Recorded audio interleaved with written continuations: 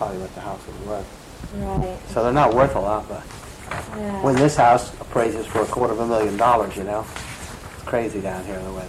I don't know how it is down your way, but real estate is gone. Oh, I think it's crazy my way, but not quite as crazy as out here. We have just got into the real crazy part. Okay.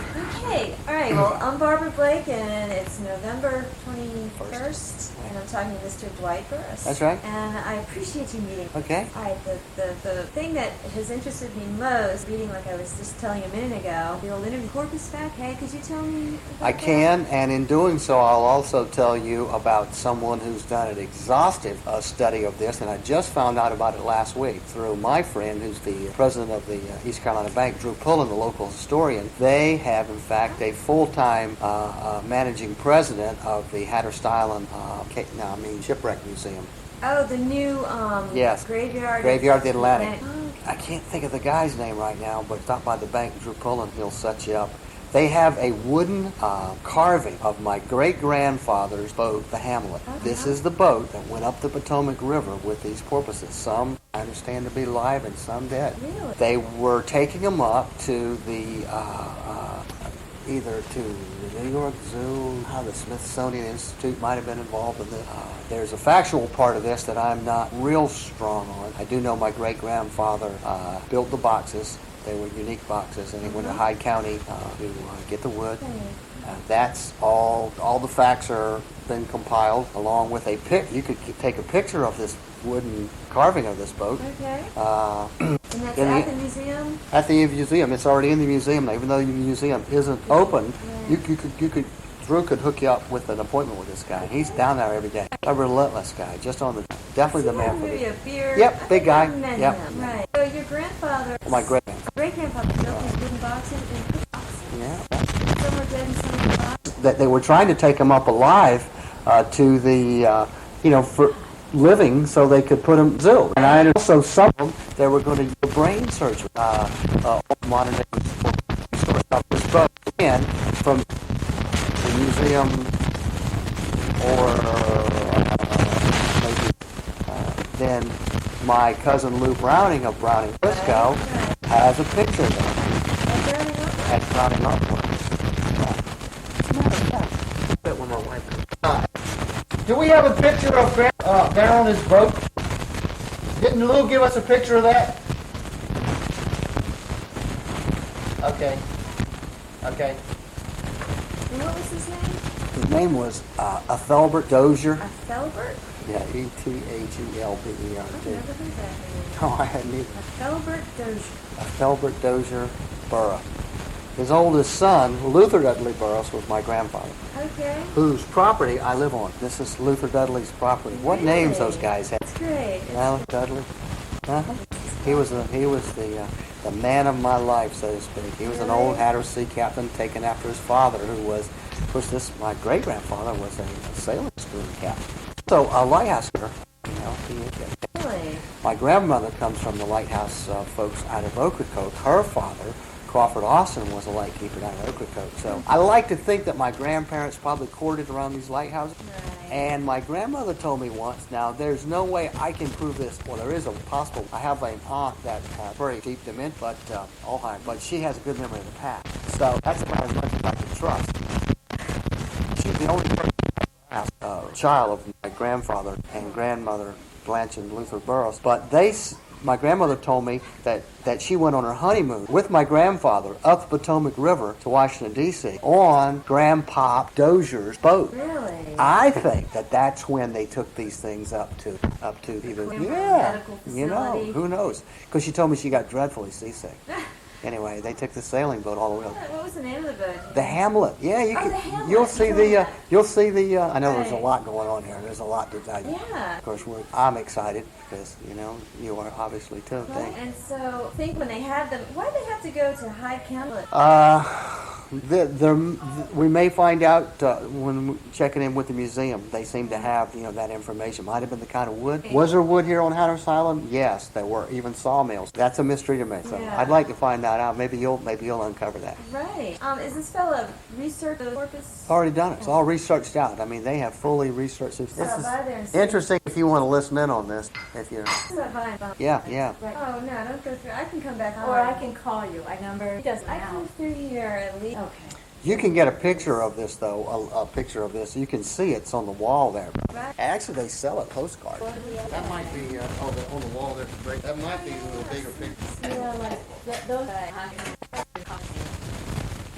Well, and I live. Oh, I know about that in the papers. My sister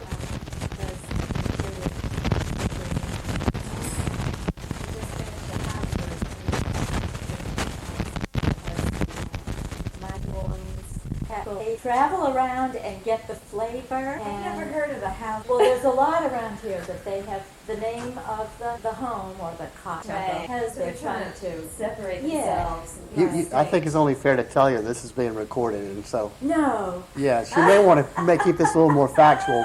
Stick with the point here. No, this Okay. is fine. But you didn't know. You had no way of listen, knowing. I have to do it. Yeah. The entertainment wall, and there has 7 bedrooms. I read that article that Ernie Fawcett definitely Right. really. Ernie, he's articulate when it comes to. There's a writer. Ernie's father was a tremendous orator. I guess that's the way to say it. Really? Was a storyteller, and he wasn't educated like Ernie, but a smart man. Now, Ernie was an only child, and for our day, he was educated for 4 years of college. He went to, but Ernie, of course, got an education and became an educator himself. He's a writer. So I think it's wonderful because he loves history. Ernie was responsible for putting this boat up out here in the head of the village here in Hatteras when you come in from. Up on. That was my Really? grandfather Luther's boat. Really? Yeah. Wow. The Jackie Faye. Never Mm, seen yeah, that's the twitches. That's why we have the facial twitches in Yeah. 3 years. And eyes going in both directions at Yeah, once. we don't have too many 3 years, but we have a few little quirks. Just close enough to make it interesting. Right. That Jackie Faye's around. Yeah, that's Work boat. an interesting boat. The Albatross fleet are the only 3 round stern boats that I know of here on the Outer Banks that are operational. There's no album. Yeah. Your uncle built it. Well, the Jackie Faye, he had it built. My grandfather's brother Calvin Burrus built it, and my uncle Herman paid for it. Oh, which is that's Jackie Faye. nice. So now let's see. I've offered to give you a flight. Let's take a picture of the kiln. I'm calling it a kiln because I wouldn't know whatever you would call it. The yeah. oven that baked Right. these porpoises. And And what island was that on? Durrant, Durant. Durrants. Oh. I think we always called it Durrants Island. Right. Not to be mistaken with Durant Service Life-Saving Station. Right. Same spelling. different. Why did they put that factory on an island? I think at that time that island was more used.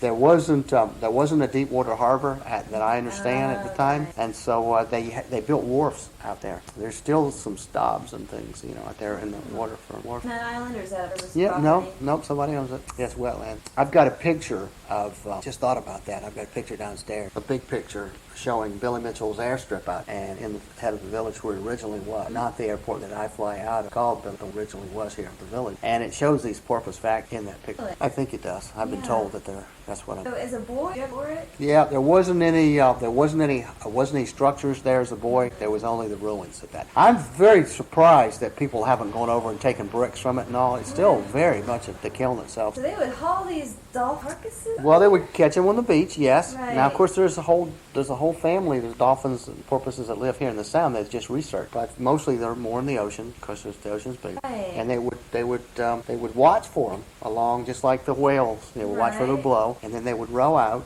or motor out, mostly row out, and they would harpoon these porpoises away. Huh?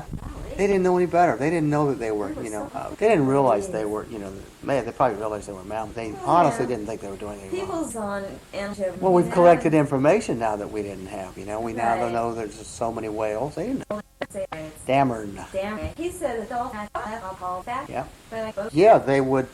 Well, it's only a creek now. When I say it's island, what constitutes an island, there's more of it's more like a hamlet. We call it hamlet. Some people call them right. but a hamlet is just a little piece of ground that's probably high enough to support an oak tree versus saltwater Is marsh. that what great-grandfather's boat was named after? That's my guess, That's my guess. He may have loved Shakespeare, but I kind of doubt it. You know what I mean? I don't want to sell the guy short, but... Hamlet. I think I've heard. Yeah, hamlets. Humlets. Some people call them humlets, but they're really, we locals call them hamlets. I'm pointing out here now at some hamlets. You can see one behind this white. Just where anything that'll support, there's some All right, when you scrub see this cover. little... Yeah, it's only like a foot now, a foot or two above the saltwater grass. When I fly along, I'm pretty, bored from, doing the tourist thing, but I'm not at all bored with the island. I love life from my grandfather. He told me once, variety was the spice of life. Well, he probably told me a lot, because people have a way of repeating themselves when they get old, I do. So, he would say, variety, Dwight's the spice of life. And I would think this. Now, I probably never was arrogant.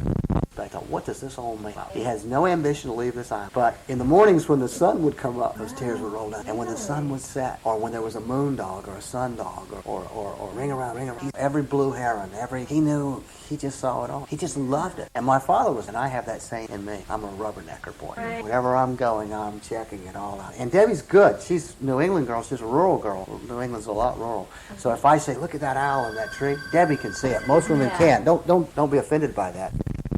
Men don't know when they offend people in a room, and women do, You know what I mean? It's just a God-given thing. Yeah. We all have what we have. Right. As the old timers here on the island said, men's ain't women's and women's ain't men. And thank God for it, right? Keeps it interesting, doesn't it? It does. Well, I imagine Yeah. take note.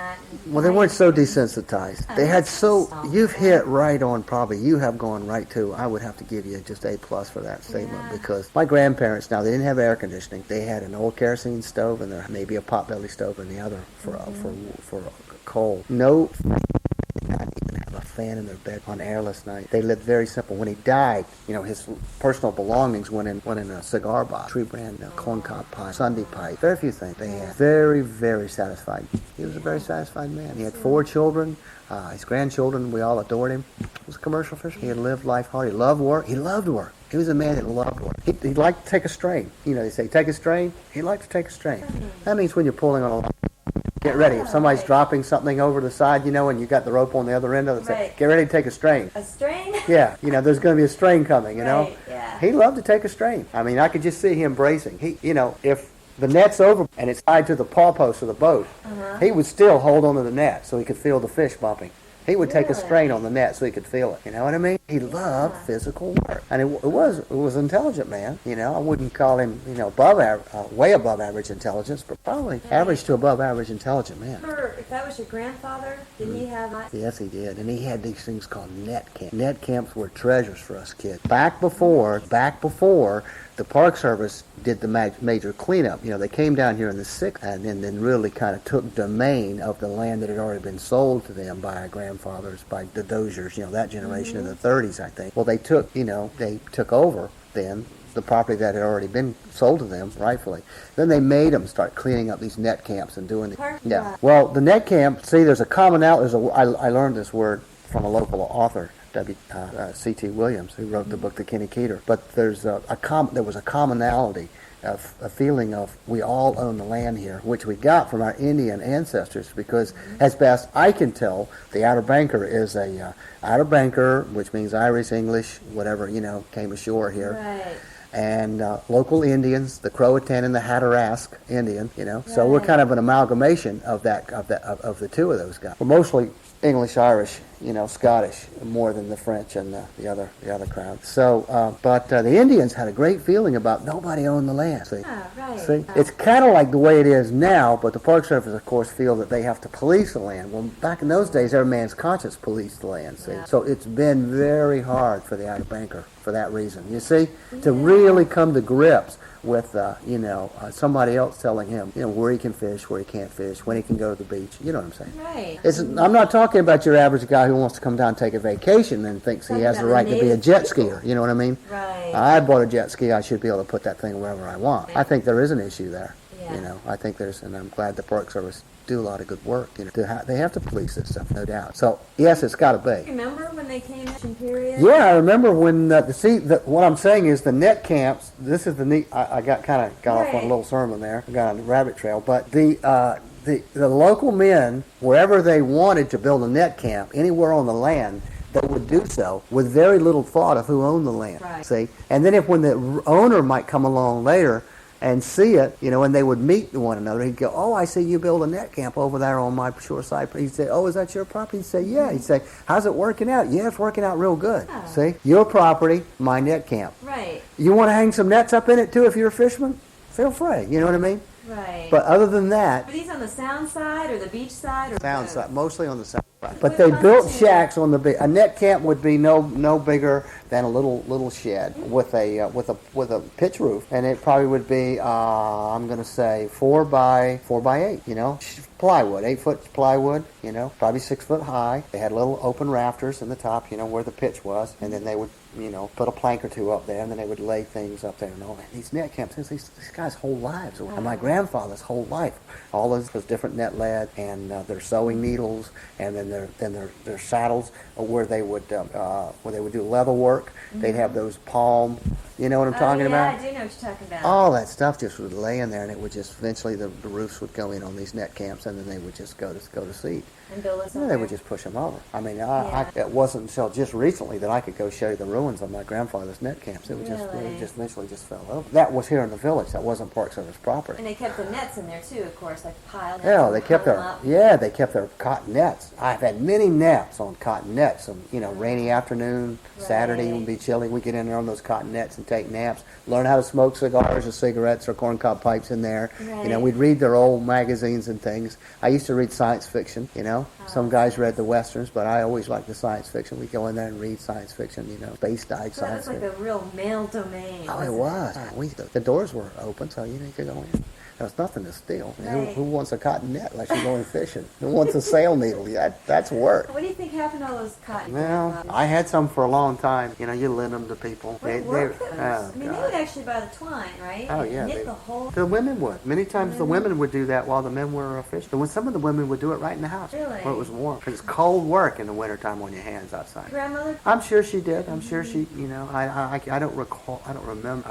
My father was the youngest of 4 children. So my grandfather was, for all practical purposes, retired when I, you know, was up in them. He was just coming into that late 50s, early 60s. He died when I was 12. Father died? My grandfather died. And so therefore, you know, I got that retirement time. Father? My father was retired Coast Guard, and he took over the Jackie Fay after my grandfather died. My father took it over and charter boat. I and my brother both. And then they turned it back into a commercial fishing boat. My younger brother, third generation, went into trout netting during the heyday in the 70s here. There was a heyday of drop here, trouts, and he pretty much made his life fortune commercial fishing on that boat that had also made a living for my grandfather and made a wonderful retirement living for my father. You know, his Coast Guard retirement after 20 years in the Coast Guard was $400 a month. And did he do that with the Jackie Fay? Yeah, 3 men. 3 men raised their families on the Jackie Fay. Really? So, why was the 70s a heyday for that trout? I think that was a time when there was a glut of fishing. You know, there was just a lot of fish around. And that was like the last big one. They call them cycles. The fishermen call them cycles. I'm a little more pessimistic about that. And that's not my nature. I'm up here, but I think the fishing are depleting, not giving them time. I don't have it. When I was in Alaska, part of my job was to regulate fishing in the Coast Guard search and rescue. And we also had a law enforcement part of it. And I was in the helicopters. And so we did some of that. And that fishing in Alaska regulated a long time. And they do pretty good. Yeah, they. People still drop? Yeah. Is that the big net reels? There you go. Yeah. So the Jackie Fay went back to her original configuration. Yeah, they took the flying bridge off for sports fishing and put a drop net rig in the back. Okay. What I think is noteworthy to say about drop net fishing, especially in the winter, is the round stern ropes work so good because you're always facing the stern of the boat, pulling the net over the stern, which means the bow falls downwind, away from the wind. And now when the sea, which you're running, the sea and the wind will almost always run together, come from the same direction. Then when the sea will hit the round stern boat, it'll part and go around. Whereas these blunt stern boats, every time they back into the sea, so they stay wet on. And then I imagine net get hung up Where I would think so. Do they still use round tongue? Well, it's a beautiful boat. I saw it. It's gorgeous. It's got style. Now, I told you about the dolphin. My Lou Browning, my cousin Lou Browning is the first guy when he gave me the picture of that. He showed me the picture. He told me that's what that was about. So his sister. Now listen. I could get you on a rabbit trail here that you could go on to these people. I'm probably the least knowledgeable of all these folks that I've mentioned, with the exclusion of the bank president there, Drew Pullen, who's not in my family. But Lou Browning's mother is Dixie Browning, whose pen name is Zoe Dozier. Get that? Zoe Dozier from her grandfather. Now my great grandfather, but her grandfather, she's a generation older. She's that's her pen name. She's an author. She does all these historical fictions around here. They're the romantic historical. She's just about, well, she's not, and I wouldn't say she's world famous, but boy, her books sell like hotcakes. Her and her sister Mary Williams, and Mary writes under the pen name of Bronwyn Williams. And they do research, and they get all this factual stuff, and they turn it into a story. Just like, how am I going to tell you for sure all about my grandmother and grandfather's wedding up the Potomac River with these porpoises? But what a story that would write, You see? Has she written about that? Well, I'm sure they're gonna. I'm going to talk to her about it. I've been laying on to talk to her about it for a long time. And what's her name is Dixie Browning. Dixie Browning and Mary Williams. So this could go on and on and on. Now these girls have got some history. We always call him Grandpop Dozier. Well, now they know some stuff on Grandpop Dozier. I'm hungry for learning stuff about Grandpop Dozier. So anything you learn, I'd love. Are they elder? No, these girls are, even though they're a generation older than me. No, they're not. They're not a generation. Okay. They're in my no, they're not. No, they're not. No, because they're a generation older. But they're my grandfather was the oldest son of Dozier. And their father was the youngest son, so that only puts them a few years older than me. You know how that works? Right. You see? Yeah. So they're only 5 to 10 years older than me. I think the one girl, matter of fact, the one girl alluded to the fact that she was 5, the oldest sister, and the younger sister is probably 6, and I'm 54. We're first cousins. Yeah. Wait a minute now. No, them and my father would be first cousins. We're probably second, and then their son, Lou Browning, and I are probably third cousins. No, they live up there in Frisco. Well, that's great. Maybe I can talk today. They would love for you to talk. I'm sure. What would you say? I would say I'm just a beginning for you. You probably would like to get more facts, from me. I'm just kind of a door opener for you. Thinking about Hatteras Island, I mean, the obvious are all building traffic, I guess stress on our water. Local boy point of view. Yeah. I think we missed a golden opportunity to do and I'm sure the Park Service would. Even though they wouldn't adopt my policy maybe per se, I think we would be in agreements in spirit in that. I think we missed a golden opportunity maybe 5 years ago or less when they consolidated the water with Dare County. When we were doing, had a moratorium on building, and the moratorium was honest because it was only the amount of water that Hatteras Island itself could produce. Right. That right there, if we'd have stuck with that one thing, which Cousin Lou Browning was on that board, and he voted to let those guys, us come in with Dare County, and now we're consolidated. Had we have stuck with that one thing right there, and not consolidated the water, that would have kept a moratorium on building. Oh, right. See? That would have limited the amount of businesses on the island. Now that I understand, that several hundred residential dwelling have gone up already on Hatteras Island. Now, I say I understand this. Either are going up, are in the planning, or somewhere in the stage, or are going to go up this winter. Wow, where's the end of this? And then my friends, I have good friends that I dearly care about their lives and all, and we are good confidence, and they're realtors. And I say to these guys, come on, 1 and 1 is 2 here, 2 and 2 is 4. When is the septic going to start leaching out? When is it going to start affecting the fish? When are we not going to have clean water? Like I saw the Jersey coast in the ocean in the 70s. I swam with the Band-Aids and you can almost smell people in the water. Right. From Hatteras Boy in the 70s, I thought, oh God, this is the Atlantic Ocean. How can this be? The ocean itself, along the shoreline there, Wildwood, Cape May, New Jersey, when I was in search and rescue, was polluted during the doldrums of the summer when there wasn't a lot of flow. I did. So we missed that. That's the one thing. No, I'm just saying the Park Service would have probably, in spirit agree with my stand. They would have said, hey.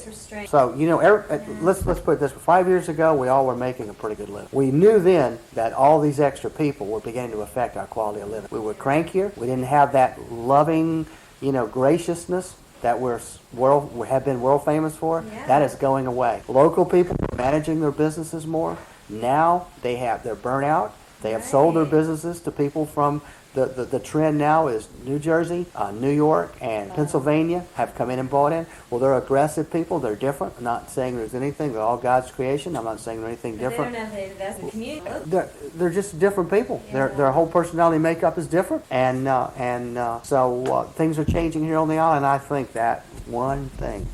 If we'd have just said, hey, let's don't be greedy, enough's enough. We missed it. We're on the bend. Now we have in the last, say, 2 or 3 years, even the realtors are saying, I read where Tim Midget, so I can quote him, who's big in the midget real estate, saying that it's a quality of living problem, traffic for him and his son. He's made his living. He's made his fortune on selling. He's on the Dare County Tourist Board, and I read where he had said, hey, this enough's enough.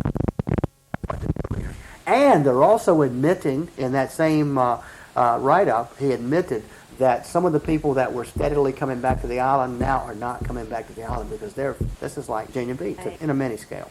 Yeah. I don't want to exaggerate, like Atlantic City, like Wildwood. And they developed the idea that good for business. So now, it would be nice. Now, let me show you how this trend is going. So you have a certain type. I'm not going to call it quality because I don't want to get my nose up in it. A certain type of people that like the seashore type, the federal seashore type, quiet. They don't need to be entertained. The ocean, the sand, like Grandfather Luther, that's enough for them. A flock of pelicans coming by, that's enough.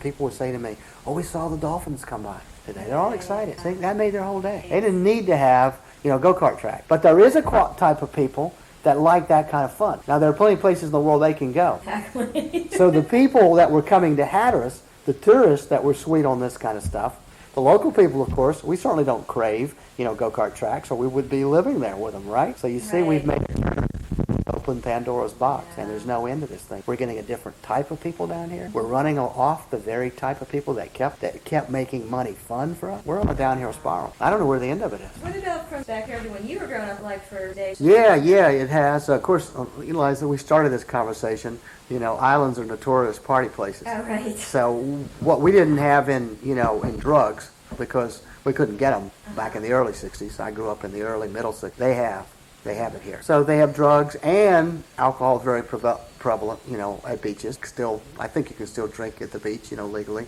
Yeah. And, when I was talking about the beach, the sand, so you have both of those. Always much worse here on the island.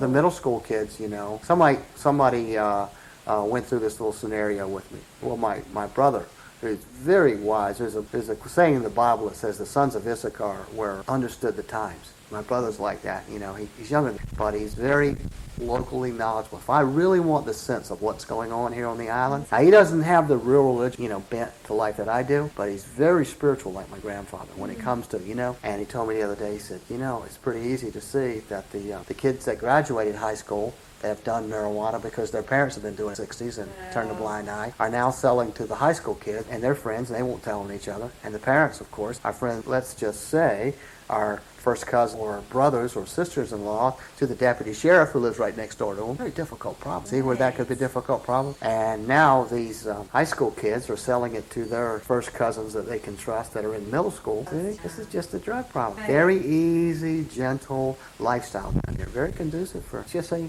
marijuana. Bored? No, I don't think the kids are bored down here. I really don't. I think, we were never bored as kids down here. The beach, gosh, nothing else. You can walk over the bank of beach anytime you want, day or night. I don't think they're bored. Kids are... Well, there used to be, when I was a boy, before we had the perfect balance. Somewhere along the line, we had a perfect balance. Business, tourists, new businesses coming in, we had a balance. Now I think we're over-centered. If you're talking about just money, no, we don't have enough. Talking about quality of living, with somewhere that's got to factor in. We're on the dangerous side of the curve now. What do you think that bounce? I want to say in the 90s. It tilted here in the 90s. I Very think in the 80s, people were making good money. I think in the early 90s, when Debbie and I first moved down here, we started a little flying business. There were two things in a recreational column of, at that time, there was only one local fish wrapper newspaper called the Hatteras Island. Okay. Virgin was the charter boat, was the head boat cap. That was called Recreate. Get a ride. You could get a half-day trip, $25, and you could fly around the lighthouse with us. And we were the two. Okay? And then Miss Hatteras, and there were two of them. Look at it now. It's a whole column on one side to the other. The last time I counted, I'm not even going to tell you how many it was, but surely over 50 recreational. No, it could be 100. Recreational things like kayak tours, on and on and on. Historical walks, windsurfing, jet ski, water sports, dolphin rides. Rides to see the dolphin. I'm sorry, dolphin cruises. They got dolphin little salads. Parasail. Well, that would be fun, wouldn't it? Three different parasail businesses at one time on the island. Oh, yeah. Which definitely cut into my business. Right? It did. I could feel the effect. It cut into me. One thing about they grew up a lot free. Yeah. Yeah, they'd put that finger on you. And they wouldn't mind. Or they give you that look. Going to, That's all it would next take. time they saw your mom or dad, saw Dwight. Well, if you didn't quit. Now, if you Right. quit, that was enough. Yeah. But if they came back by and they still saw you throwing rocks and trying to hit that window of that old house that nobody And lived the in for parents 20 would years. say thank you, and they would deal with it. Whereas now, children touch the gold. Then the next time that person would ride by, he'd see me over there repairing that window pane tonight. He'd have his satisfaction, And I guess sort of the use now, because we there's are. so many Well, other don't know. we're overstimulated with people. We hide from each other. I'll on a rainy day in Burrus red and white, I may stand there or stand out in front of the post office and catch up and find out somebody's mother died or grandmother died back in June, and it's now December. See, and then and nobody's grieved over it. They're going, Dwight, I know you didn't know, and you know how busy we all are, and we both run businesses. And they go, glad to tell you, she died. I know she thought a lot of you. You thought a lot of her. I go, gee, I didn't even know that. But they say, yeah, we didn't think so. And I might go get a quart of milk, and I'll come home 2 hours later, and David will say, where you been? Milk's lukewarm, and I'll go, I've been catching up. Been at the store. Catching up. My arm's sore from holding the bag. Right. Don't ask me to go if you need something for dinner. We still have that sense of community. Debbie and I, Ray, a little more than Deb, will go to this. Get away, Rocky. Rocky got in a fight with another cat, and so I hope that doesn't gross you out. He's healing, but don't let him gross you out. He's feeling real sorry for himself now because he's not a fighter, but this tomcat infected him. Where did y'all used to live? Back. We lived in the front yard there where the old house. We lost that as a residual effect to hurricane. y'all were- Oh, we lived in Elizabeth City. We lived with the Coast Guard. Then we lived in Alaska. Oh, Yeah, okay. yeah, we were transferred around. Wow, so coming back. Well, I did. Right. Deb made me make a promise that I wouldn't spend all our day complaining. Yeah. I'm glad she didn't make me say that I would never complain Right. about it, just that I would drive her nuts complaining about Right. it. Just everyone's. Yeah, I'll get it out. Well, since I'm the local Christian preacher, and I also do part-time pastoring, if you were to ask me in that vernacular, what do I really feel my calling is right now? Right. I think I'm interim supply. That's what the Methodists call it. Interim supply is somebody that'll fill in for here for a while and then go over there and fill in. And this Right. pastor had really wanted me to be his assistant. We're both on the same level. We're both licensed ministers. I can do weddings and funerals, and so can he. But he's the pastor. Right. But he loves me. He appreciates maybe I have a little talent towards preaching, where he's definitely the pastoral type that likes to visit the flock. Pastoring comes from the word shepherding, which means to, see that whole picture now, the shepherd, the caretaker. Whereas an evangelist is more somebody you can kind of see him in a bully pulpit, Right. preaching to people, having a great passion for, if you will, and that's how hopefully the painted word pick, the word itself, a love for, holding people true to the Word of God. And that's really my passion. My passion is that I have a passion for the Lord, Word, and I love to spend time with Him, and I love to tell you what I do in my private, I don't love to visit, Yeah. you know what I mean? I'm too mission-minded, see? I'm too I'm too outer banker. Life's too serious for me. I'm looking out for a hurricane coming, even though it's dead calm, This guy is going to visit, in the next couple of days, he's going to visit 45 people. Shut-ins or Anybody. congregation? He just made a pledge to his folks last night. He'll get close to it. I said, how many have you done? I looked at my watch. It was 11. He said 3.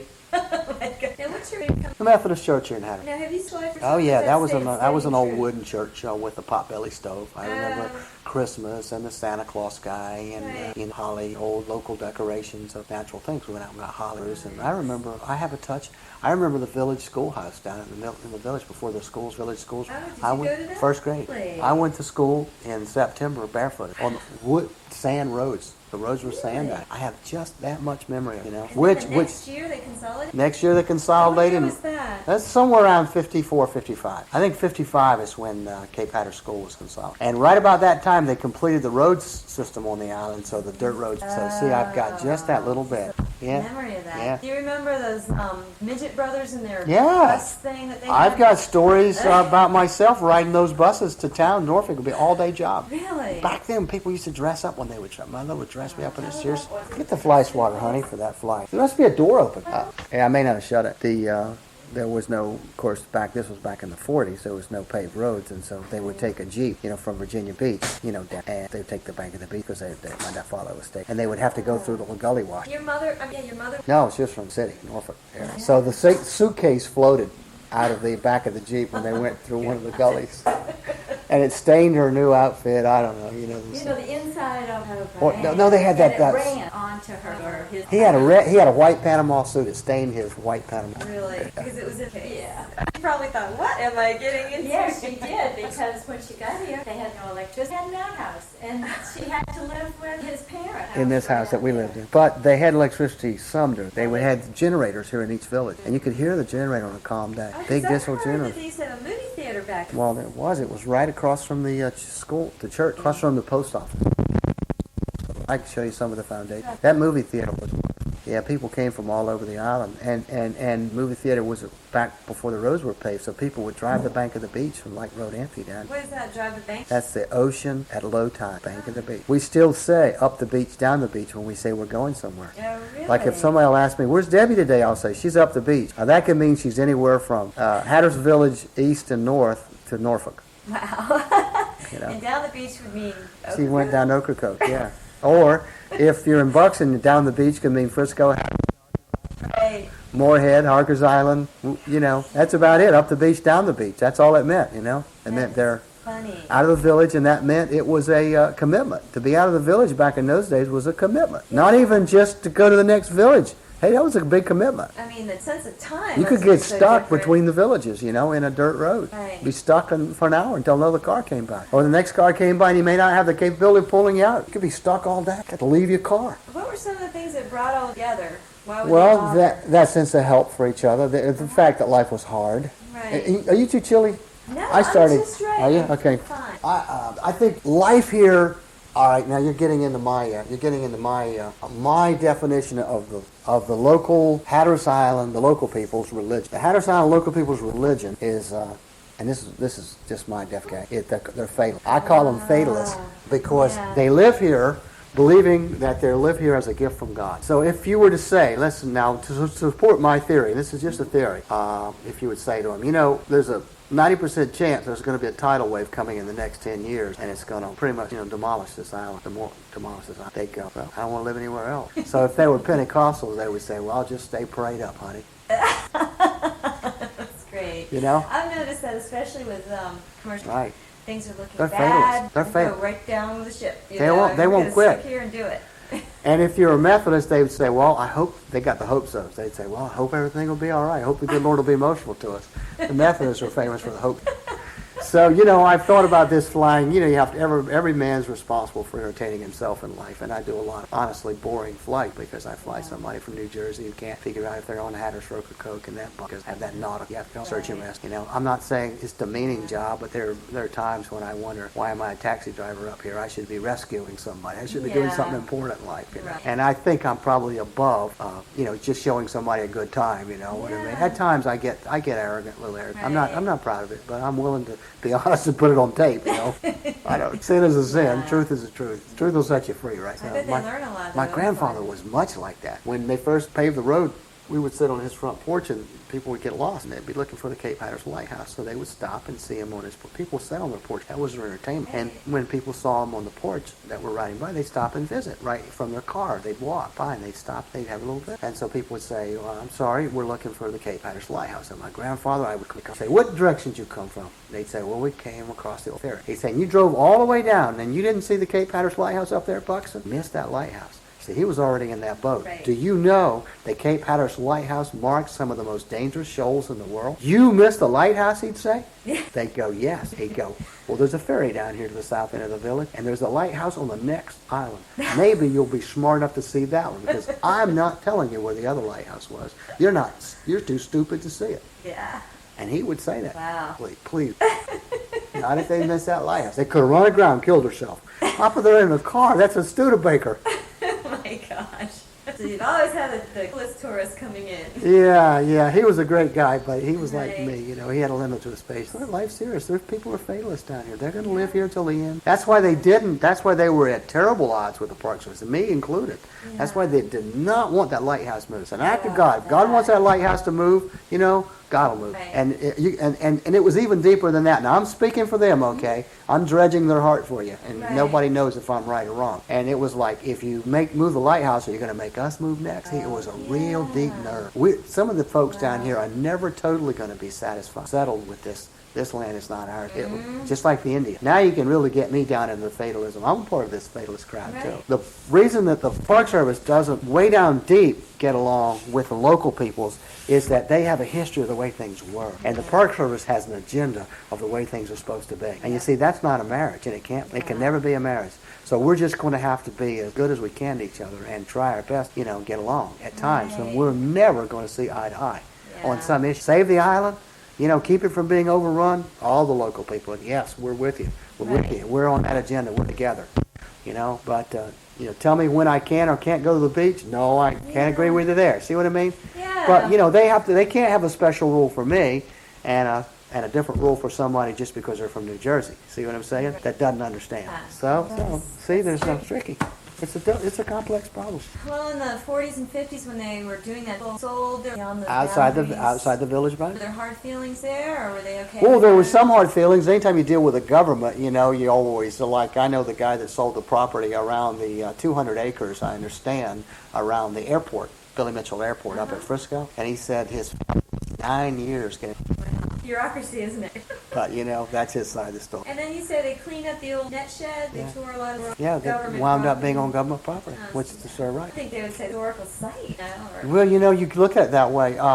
We had the same situation up in Alaska. The National Forest and the National Forest Service up there in Alaska, a lot of Alaska's owned by the government. And so, people would have cabins, hunting cabins, and they might be the only cabin within 50 or 100 miles.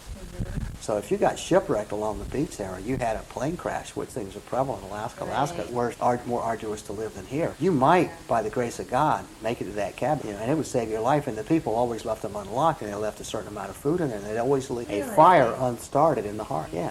In case somebody fell through the ice, and you get in there, they'd even leave matches on. And are they still there? Well, the National Forest Service wanting to tear them all down. See, you see what I mean? And I'm just saying, let's just leave the ones that are there, and let's don't build any more. Exactly. Right. Some folks are hard to reason with, so see. I've talked to a lot of people very ambivalent about the park. Well, now that we see all the building, glad that nice stretches here that aren't. Okay, now. But on the other hand, You see, now that's the tension that we live in. This man that I just quoted you, that's family owned that 200 acres, told me one day at the airport. He's a friend of mine. He's a retired deputy sheriff, and he's a pilot. He was a pilot. Never got his license, but he knew how to fly. He said, one day, he said, you know what? It's a good thing that all this land did get sold. Otherwise, I wouldn't be able to sit out here every afternoon and watch you take off and land. See?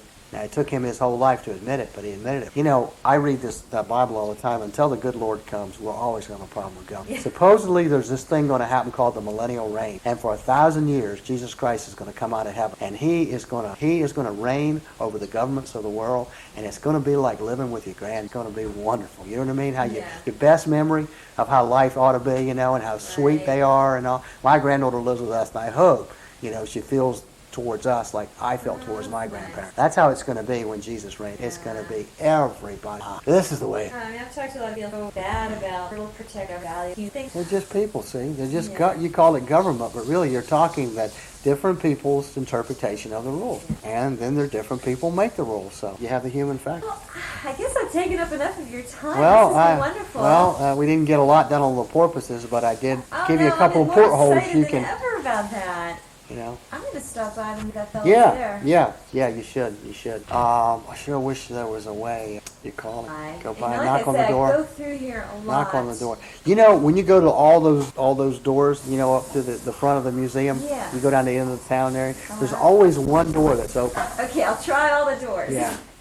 But, You know. but does he not stay up